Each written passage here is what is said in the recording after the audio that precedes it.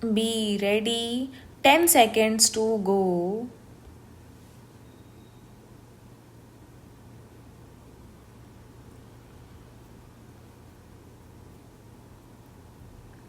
Start. Over the past month, 20 million residents of the National Capital Region have shaved off at least some part of their life expectancies by breathing in this region's poisonous air. Not only is this one of the most pressing public health disasters of our time, it can also choke hold major initiatives of this government, such as the Make in India campaign and the ease of doing business rankings being promoted internationally. Which rational international player would want to put his or her health in risk to come to the most polluted place on earth to do business? Air quality index measures the concentration of fine particulate matter in the air. As a benchmark, the US Environmental Protection Agency considers any value between 0 and 50 to represent good air quality. But this season, areas in the NCR have seen record breaking values of as high as 1000 on the index, 20 times the prescribed limit for dignified human existence. What makes PM 2.5 particles extremely dangerous is their cancerous ability to penetrate the human body and stick onto the insides of the lungs.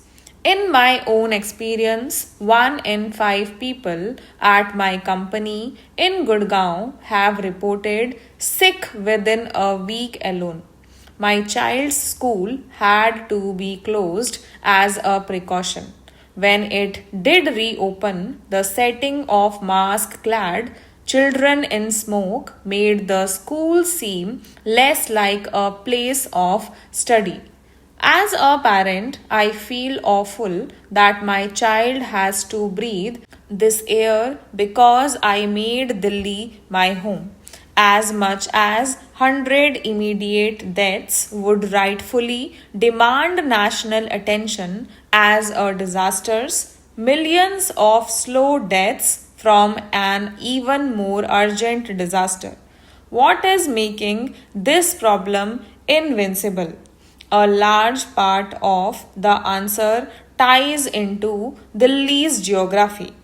The cold fronts that originate from the north of the city look in pollutants close to the ground and within the region. Lack of wind speed and low temperatures stagnate and solidify the pollutants that intensifies their effect. It is as if you kept releasing pollutants inside a house with very poor ventilation.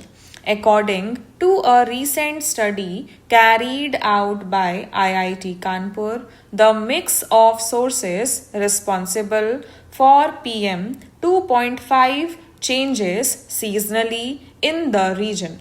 In winters, vehicular emissions account for 25% of PM 2.5, 30% is accounted for by others. Long term strategies need to be implemented to prevent this from becoming a matter of annual recurrence. Here is how that can be done. First, by the creation and institutionalization of independent task force not directly answerable to either Delhi or central governments. Such a task force should be singularly responsible for and have the authority to enforce measures to manage air pollution in the region. Policymakers often tend to pass the buck onto each other when they are not directly responsible for a project or have interlayered responsibilities. Assigning a single manager responsible for a clear action item drastically improves execution. Second, we need to fundamentally prioritize clean air as a basic human right. To do this, the Swachh Bharat Abhiyan should incorporate clean air as one of its core tenets. A budget for clean air programs should be allocated from the receipts collected from the Swachh Bharat tax.